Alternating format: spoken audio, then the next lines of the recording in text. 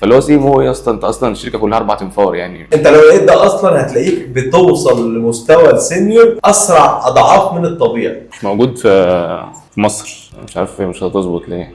السلام عليكم. فيديو ال 12 او اليوم ال 12. محتاج ابطل اعد والله الايام في الفيديوهات. في حاجه حصلت معايا من كام يوم. احنا عندنا مشكله في المجال بتاعنا او في مصر بشكل عام في موضوع الالقاب، وهنا قصدي الالقاب في الشغل. اغلب الناس اللي بتدخل المجال بيقعد يسالك هو انا فاضل لي قد ايه وابقى سينيور، وانا فاضل لي قد ايه وابقى ارت دايركتور، او مثلا لو هو او مثلا يقول لك انا فاضل لي قد ايه وابقى ماركتنج مانجر، او اعمل ايه عشان ابقى ماركتنج مانجر. فحصل حوار غريب قوي. في حد كنت اعرفه يعني اشتغلنا مع بعض قبل كده، او يعني اتعاملنا مع بعض في شغل، وهو كان شغال زي كونتنت كريتور كده او سوشيال ميديا سبيشالست، مش فاكر بالظبط البوزيشن بتاعه. كان بيعمل اكتر من حاجه، وكان شغال في شركه 3 انفار مثلا، اللي هي ما يتقالش عليها شركه، هو شويه صحاب وعاملين حاجه يعني بيشتغلوا بيها. المهم ان الشخص ده ظهر قدامي تاني، كان عايز مني حاجه يعني وكده. لقيت ان هو بيقول لي انت فاكرني مش عارف ايه، انا فلان الفلاني سي ام او في شركه كذا. سي ام او ايه يا اسطى؟ اللي ما يعرفش يعني سي ام او، السي ام او ده اللي هو تشيف ماركتنج اوفيسر، المدير التنفيذي للماركتنج في الشركه. ده بيبقى موجود في المؤسسات الكبيره، بيبقى موجود في يعني ده ممكن اسمعه من حد في ابل مثلا، حد في العربي، حد في المؤسسات الكبيره دي، لانه هو بوزيشن كبير يعني، زيه زي السي او مثلا، او زي السي تي او والسي اف او والحاجات دي. مش حتى مانجيريال ليفل، ده بيبقى سي ليفل اللي هو اعلى حاجه في الشركه. فاللي هو سي ام او يا اسطى، انت اصلا الشركه كلها 4 انفار يعني، مش فاهم انت جبت اللقب ده منين. وانا كنت فاكره بيهزر في الاول، ولكن بعدين اكتشفت ان هو مش بيهزر. دخلت على لينكد ان عنده، لقيت ان هو فعلا كاتب انه سي ام او في الشركه الفلانيه، وهو من كام شهر ولا من سنه كان لسه جونيور يعني، كان لسه جونيور ما بيخبط في الدنيا. ولقيت ان هو مصدق ده وبيتعامل على هذا الاساس. وانا ما عنديش مشكله مع اي حد ان هو يقول اللي هو عايزه عن نفسه. المشكله اللي عندي ان هو بيبقى عايزك تتعامل معاه بنفس الطريقه اللي هو عايزك تتعامل بيها. عارف اللي هو يا ابني انا مدير فتعامل معايا على اساس اني مدير، لا مش هتعامل معاك كانك مدير يعني. فلما قعدت افكر في الموضوع لقيت انه فعلا اغلبيه اللي بيدخلوا المجال، مش عندنا احنا بس يعني، اعتقد المجالات الثانيه كده برضه، اللي بيقول لك انا فاضل لي كام سنه وابقى سينيور، فاضل لي كام سنه وابقى ارت دايركتور،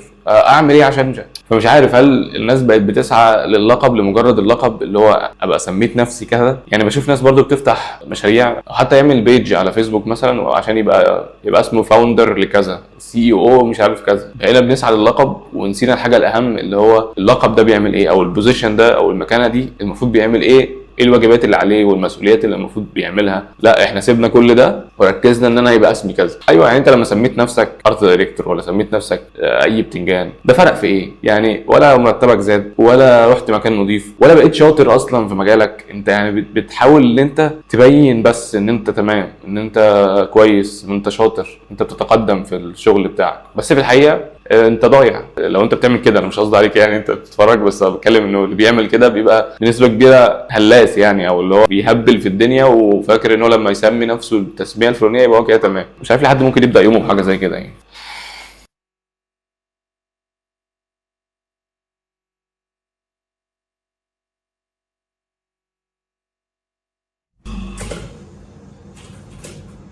اللوجو بتوع الموشن ديزاينر ده الانستا 360 مايك برو، مش موجود في مصر. مفيش حد كده في مصر.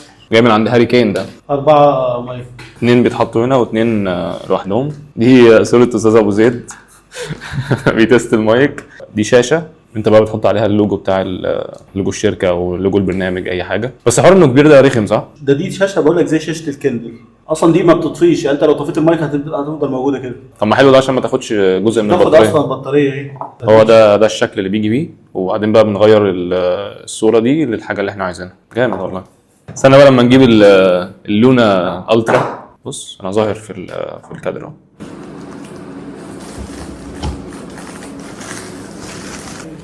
working everywhere. ده موجود يعني فين. النهارده اول مره من ساعه ما بدانا الفيديوهات اتاخر عن الساعه 8. الساعه دلوقتي 9 لسه الفيديو بيعمل ابلود. هل هنلحق؟ بس كده هنزله خلاص حتى لو اتاخر يعني، مش مشكله.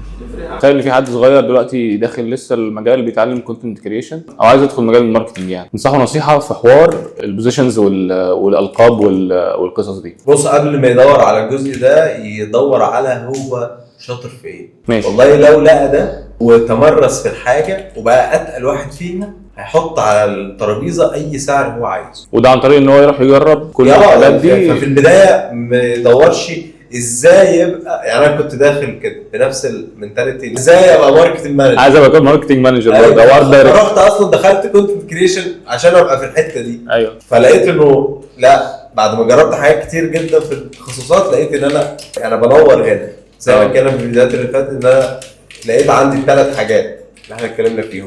تمام. الفيديو الثالث او الثاني. ثالث فالفكره في ان انت بس تلاقي نفسك، تلاقي التخصص المناسب للكاركتر بتاعك.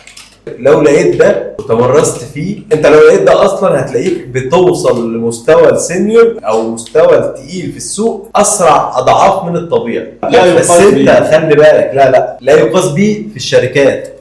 بس شوف حد جرافيك ديزاينر تقيل بياخد كام، بيحط على الترابيزه اي سعر هو عايزه ولا لا. ايوه طبعا. فحط حد في اي تخصص وهو ما راحش للهيراركي الطبيعيه، لا هو لسه بيعمل نفس الحاجه بس بكواليتي اعلى بكتير جدا، هتلاقيه يعني اجمد واحد في الحته دي وبيتشاور عليه، وهو المرجع بتاع المجال ده والتخصص ده تحديدا. تصدق انا لسه واخد بالي من حاجه، الدكتور لما بيبقى جي بي الاول ممارس عام بيعدي على كل التخصصات، بعدين بيتخصص، بالظبط بيفضل بقى في التخصص ده لحد ما يموت. بالظبط، هو دي الفكره. عموما من غير ما حد يسميه، ولا هو المفروض الشخص لو ما عندوش وعي اصلا هو مستواه فين وسط الناس دي اللي في الدنيا، مش اللي في مصر. ايوه، فين وسط الناس اللي في الدنيا عموما. لو ما عندوش الوعي ده دي مشكله كبيره.